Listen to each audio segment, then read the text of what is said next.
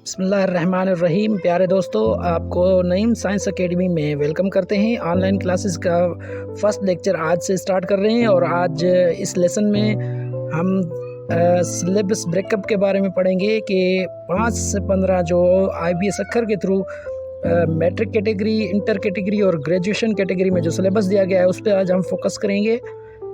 जैसा कि आप सब दोस्तों को पता है कि सिलेबस ब्रेकअप में हमें जो सिलेबस मिला हुआ है सखर IBA की तरफ से, उसमें स्पेशली 3 पार्ट्स में डिवाइड किया गया है। फर्स्ट पार्ट हमारा जो है वो इंग्लिश पोर्शन का है, सेकंड पार्ट जो है हमारा वो मैथमेटिक्स है और थर्ड पार्ट जो है वो हमारा जनरल नॉलेज है। सिलेबस ब्रेकअप में आज हम पढ़ेंगे कि इंग्लिश में आया 40% तो है, लेकिन 40% के अंदर हमने करना क्या है। काफ़ी स्टूडेंट्स जो हैं वो अपना फर्स्ट टाइम टेस्ट दे रहे होते हैं या सेकंड अटेम्प्ट होता है, तो वो ये भूल जाते हैं कि ये इंग्लिश जस्ट इंग्लिश ही है। इंग्लिश के अंदर बहुत सारी चीज़ें हैं, आज हम उनको स्टडी करेंगे। नंबर 1 इंग्लिश पर 40% के अंदर नंबर 1 पे है जो वो सिनोनिम्स हैं, एंटोनिम्स है। सिनोनिम्स जो सिमिलर मीनिंग वाले वर्ड्स होते हैं, और IB हमेशा जो है वो कॉन्सेप्ट बेस्ड उठाता है। बाज़ औक़ात ऐसा होता है कि कुछ स्टूडेंट्स जो है वो सिंपल तैयारी करते हैं कि भाई ये अदर वर्ड जो होते हैं वो यूज़ होते हैं सिमिलर मीनिंग वाले, लेकिन ये जो IBS अक्खर जो है वो कॉन्सेप्ट बेस्ड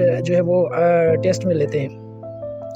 तो सिनोनिम्स और एंटोनिम्स ये दोनों आपने इनकी अच्छे तरीके से प्रिपरेशन करनी है। 5 सिनोनिम्स होंगे, 5 एंटोनिम्स होंगे। उसके साथ साथ रीडिंग एंड कंप्रहेंशंस, एक पैसेज दिया होगा आपको, उस रीडिंग करनी है आपने। एक पैसेज पैराग्राफ आपको उसमें रीड आउट करना होता है। उसमें से फिर जो क्वेश्चन आंसर दिए गए होते हैं कि भाई रीडिंग आपने जो रीडिंग कर ली है। तो बाज़ औक़ात काफ़ी जो स्टूडेंट्स हैं वो गलती करते हैं कि जैसे ही पेपर मिलता है तो वो रीडिंग स्टार्ट कर देते हैं कि भाई हमें एक पैराग्राफ मिला हुआ है, हम ये पढ़ लें। हालांकि ये बहुत ही गलत कॉन्सेप्ट है और ये रॉन्ग कॉन्सेप्ट है। जो फर्स्ट टाइम टेस्ट देने जा रहे हैं उनके लिए ये बहुत ही जो वो सीखने का मराइल है कि सबसे पहले जाके आपने स्टार्टिंग में पैराग्राफ को रीड नहीं करना। सबसे पहले आपने जो पैराग्राफ पैसेज आपको दिया गया है उसके जो क्वेश्चन आंसर हैं, 5 हैं या 10 हैं, वो आपने जो है रीड आउट करने हैं पहले। फर्स्ट आप जब वो पढ़ लेंगे उसके बाद आपने जो है वो पैराग्राफ जो है वो रीड करना है। जैसे जैसे पैराग्राफ रीड करना है अपने माइंड में वो जो सवाल क्वेश्चन जो होंगे जो आपने ऑलरेडी रीड किए होंगे उसके आंसर आपको माइंड में क्लिक होंगे। फिर स्टेप बाय स्टेप आप जो है वो उनको हल करते जाएंगे।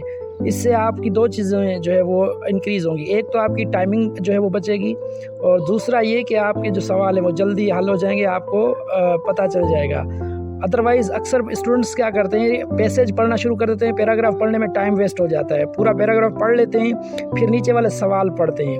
अब पीछे सवाल जो पढ़ेंगे तो जाहिर सी बात है कि उसमें टाइम तो लगेगा, और सवाल फिर पढ़ेंगे, फिर ऊपर वाला फिर से दोबारा से पैसेज पढ़ना पड़ेगा। हर एक सवाल करने के लिए फिर से दोबारा पैसेज पढ़ना पड़ेगा, इसलिए आपका टाइम जो है वो ज़्यादा कंज्यूम होगा।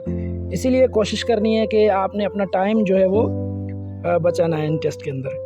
नेक्स्ट जो है उसके बाद आते हैं हमारे पास synonyms, antonyms, reading comprehensions and spell checking. अक्सर स्टूडेंट्स क्या करते हैं, वो स्पेल चेकिंग में जो है वो मिस्टेक्स करते हैं। स्पेल चेकिंग जो है, अगर आपको स्पेलिंग मिली हुई है तो आपने उसको बैक साइड पे पेपर पे उसको हल करना है, दोबारा रिपीट करना है। आपने वो लिखनी है। 4 स्पेलिंग्स आपको मिली होती है और 4 आपको ऑन द टाइम, उस टाइम आपको लग रहा होता है कि चारों आपको ऐसी लगेंगी कि ये राइट है। फिर आपने क्या करना है, पेज को टर्न करना है। पेपर में रफ पेज आपको मिला हुआ होगा, वहाँ पर आपने राइट डाउन करना है, क्योंकि राइट डाउन करने से जो राइट स्पेलिंग होती है वो आपके माइंड में क्लिक करती है। नेक्स्ट उसके बाद रीडिंग कंप्रहेंशन के बाद सिनोनिम्स, एंटोनिम्स के बाद स्पेलिंग चेकिंग, उसके बाद एरर डिडक्शन मेन पार्ट है ग्रामर का। आपको काफ़ी जो है वो सेंटेंस मिले होते हैं, उसमें से एरर डिडक्शन करनी होती है। एरर डिडक्शन में बहुत सारी चीज़ें आ जाती हैं, जैसे कि आपकी एपोस्ट्रॉफी हो गई, पंक्चुएशन की जितनी भी सिंबल्स हैं वो इसमें आ जाती हैं, और ख़ास तौर पर वर्ब और टेंसेस, ये सारी चीज़ें, कामास, इनको देखना होता है। उसके बाद आफ्टर दैट प्रीपोजिशन, ग्रामर का ये सबसे अहम जो है वो पार्ट है प्रीपोजिशन। प्रीपोजिशन आपने पढ़े हुए हैं, in, an, at, the, for, through, inside, outside, ये सारी चीज़ें हम आगे चल के आपको डिफ़ाइन करेंगे। फर्स्ट ये जो हम अभी जो डिस्कस कर रहे हैं ये जस्ट एक जो है वो सिंपल ब्रेकअप कर रहे हैं। मज़ीद हम इसकी डिटेल्स जो है वो बाद में नेक्स्ट लेक्चर में पढ़ेंगे। उसके बाद लास्ट जो है हमारा इंग्लिश पार्ट में सेंटेंस स्ट्रक्चर है। सेंटेंस स्ट्रक्चर को हम करेंगे। सेंटेंस स्ट्रक्चर देखेंगे, सेंटेंस स्ट्रक्चर कैसे बना, उसकी स्ट्रक्चर क्या है। तो ये है हमारे इंग्लिश का ब्रेकअप। उसके बाद 40% जो है वो कंप्लीट हो गया। नेक्स्ट हम बढ़ते हैं, अपना जो नेक्स्ट पार्ट है हमारा वो है मैथमेटिक्स।